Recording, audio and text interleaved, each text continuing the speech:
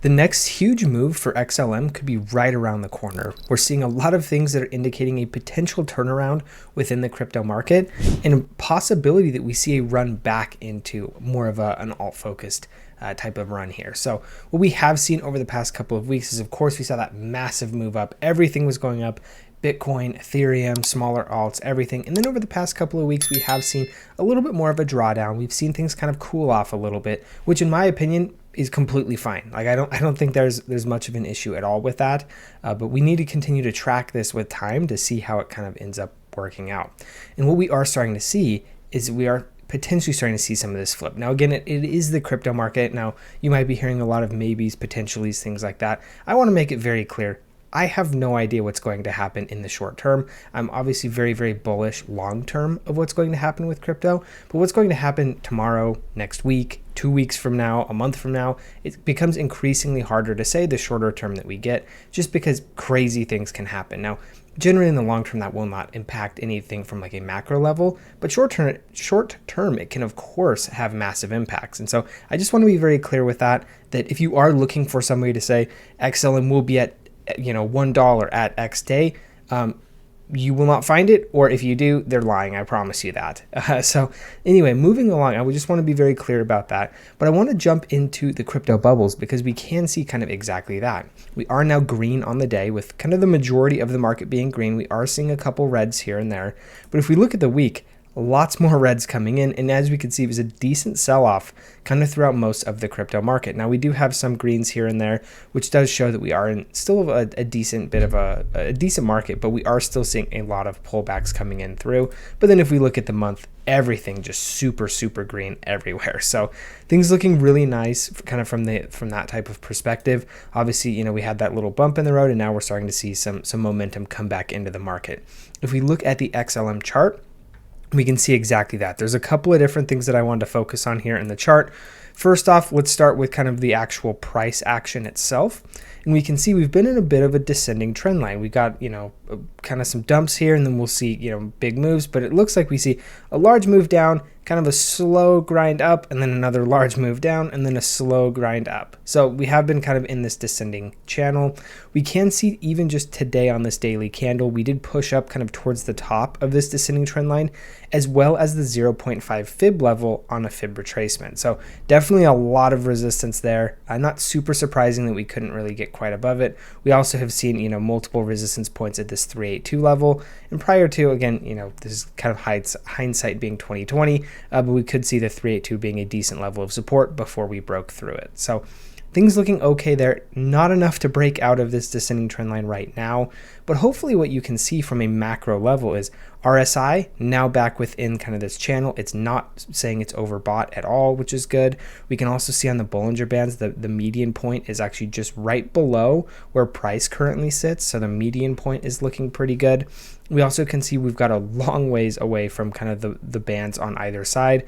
So, 55 cent kind of being the upper end currently, and then about 29 cents being the lower end, with the median being 42 cents. And we are pushing very, very close to 44 cents right now. So that's kind of how the price is looking. If we kind of zoom out a little bit, we also can see from just a general price perspective level, we've seen a really, really nice move, and we really haven't seen much of a drawdown here, which I think is really, really good to see. Of course, we are in a descending channel, so there is the possibility that we could continue to grind lower. But if we don't, things are looking like we could see a pretty decent move here. Now, I personally don't have an XLM trade open quite yet. I think what I would be looking for here is a break, a retest off of this line, and then a continuation to the upside, I think would be kind of what we are looking to see here. Haven't seen that yet, so I will be kind of just sitting and waiting patiently for that to go. However, we do have a lot of really, really kind of bullish things here for the XLM chart. So I am going to be watching this very carefully to kind of make sure that we're getting in at the right time. Of course, especially with leverage trading, timing is everything. So, you can't just kind of, yeet it at any point in time, because that can be quite dangerous, particularly if you are using higher leverage. We'll talk about more on that here in a second, but before we do that, I want to take a look at kind of some of the different fib levels that we could see. Now, first off, the first fib level that we can see here, and I'll actually use a horizontal line so we can kind of run it across, is this 59-cent range. That is at the 1618. You will also notice that coincidentally or not, this actually does line up with two of the high wicks that we saw back in December when we saw XLM make that super huge run. Now their all-time high is a little bit away from this, so not quite, but that 1618 does actually match up with kind of two of those the rejection wicks that we did see back in early December, and then of course the high being made kind of in late November. So we'll definitely have to wait and see for how this type of thing works out, but the first fib extension level would be that 59-cent range. I think that does seem to make sense just because we do have some of those rejection wicks up there. After that, I would add in, of course, we have the all-time high here. The all-time high will be another level of resistance. And then past that, we're looking at fib extensions of 71 cents, 83 cents, and 91 cents, at least just based off of the move that we have seen here. And this is also, of course, kind of predicated on the fact that we have seen the low. Given that we are in a descending trend line, it's not necessarily a guarantee that we haven't seen the low. So this is also something that could change over time if we do see the low kind of continue to draw down a bit further. I did just want to kind of show you as of right now, this is kind of what things are looking at, and things are looking pretty good. As you can see, hopefully from the price analysis here, it's looking like XLM is in a much more sustainable place to be making a sustained run. Now, of course, if we go back, we zoom in a little bit right here, and we're looking at like something on this candle right here, we could see price still massively overbought, pushing the top of the Bollinger Bands. We've seen, there hasn't really been much retracement at this point.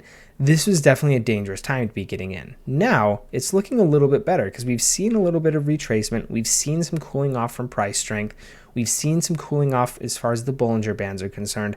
There's a lot of this type of stuff that signals that we might be in a bit more of a sustainable position to kind of make that next run to the upside. So now, of course, as I already mentioned, we'd want to be looking for kind of structure being respected. We see a break, we see a retest, and then we see kind of a bounce from there.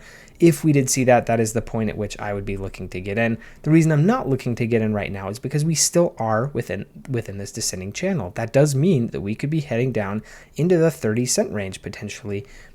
That remains a possibility, right? So I'm not looking to get in right now just because we're looking to be pushing towards the top of this descending trend line. I think hopefully that makes sense to a lot of you. If you are interested in trading XLM or wanting to get in and kind of trying to start to test your hand, things like that, you can use the link in the description below to BTCC. BTCC is a fantastic place to trade. You can get 10% bonuses on first-time deposits, as well as up to $10,055 in trading and deposit bonuses. Really, really good deal. If you have leverage trade before and leverage trading, that this is a really, really good deal. So if you are interested, you do need to use my link in the description below to capture those bonuses. So if you want to, just go ahead, use that, get signed up. I have been leverage trading myself recently. I've been kind of doing this over the past year or so. I've done quite well. You can see we actually did relatively decent on curve. I do a lot of my trading on weeks. I personally did not get the deposit bonuses and all that type of stuff from BTCC, so I've just been using weeks right now. But you can see here that curve is looking really, really good. We made that. We're fully out of that one, so made a decent bit there. You also could see we're doing decent on Bitcoin as well. We can see we have several other positions open.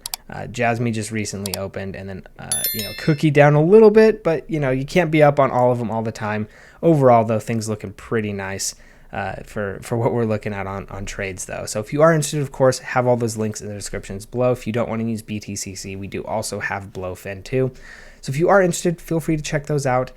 Now, moving along, I want to take a look at this kind of this community post from somebody in the XLM family. We can see here, XLM could be the next crypto rock star, says Peter Brandt. Now, for those of you who are not familiar, Peter Brandt is a veteran trader. He has almost, or I guess over 800,000 followers, definitely a well-respected space in crypto. And you can see right here, his post says, every crypto nerd has its own pet rock or beanie baby. I believe 95% of the 11,000 actively traded coins will become near worthless, your pet rock included. Already 3.7 million coins are dead. Only about 50% of the most actively traded cryptos are trading at or greater than 10% of their peak value. One coin I think could become a rock star is XLM. Now, Diana, who's the person who essentially created this community post, goes in to essentially highlight some of the major reasons as to why. We can kind of highlight them. If you are interested, I will actually and I will repost My link to my X account is in the description below if you do want to check out this post a little bit more in detail. But you can see here, most crypto is dead weight. Of course, we already went over that. And then we have the multi-year breakout. Price is pressing against the 2018 to 2025 trend line resistance. So it's a long time coming. For those of you who don't remember this with XRP, XRP looked very, very similarly. And we know what XRP did. XRP went just absolutely nuts. So there is the possibility that XLM does follow this. We also can see that RSI is breaking out of a 7-year downtrend. Ichimoku cloud is thinning. We also can see here that the daily chart is showing a bullish structure, which we kind of saw that on the chart already. We also have real world use case. We've got Stellar is just not a chart play, it's infrastructure. USDW, USDC Pi USD. Partners include Stripe, MoneyGram, PayPal. Then we got more rumors. Again, more and more stuff coming. And then they also have the cup and handle pattern forming, which we can see a little bit. Or at least we could see that when we looked at the chart. And then they have some, kind of accumulations, watch for breakouts, cycle top targets, things like that. So really, really good post overall. I got a lot from it, and I think it's a well-written and pretty concise post. If you are interested in learning more about some of these kind of long-term fundamental factors for XLM, as I mentioned, just check my link or check my description. You'll also find my link to my X account, and it will be reposted if you are interested. Now, the other thing too that I want to take a look at here is Stellar is actually promoting Meridian 2025. They've been talking a lot about Meridian here. You can see here, Web3 doesn't build itself, but if it did, it'd probably start here at Meridian 2025.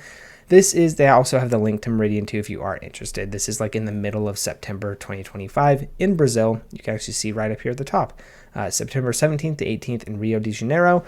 So if you are interested, of course, you can get signed up as well. You could just go through to Stellar and do that. But overall, hopefully you found the information in the video useful. If you have, I do think there's a lot going on here. I do think we could see a potentially really, really strong break relatively soon here. I mean, we're seeing a lot of it. Again, timing is everything, and we don't necessarily know exactly where we're going to be for timing quite yet, but I do think we are getting into that general direction. So if you are interested and you did find the information in this video useful, of course, a like and a subscribe does help. You can click that notification bell so you're notified every time I post something new, so you can keep up with everything going on within the crypto and the altcoin market.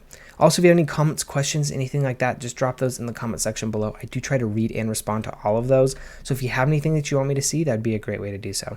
Thank you guys for tuning in, and we'll see you in the next one.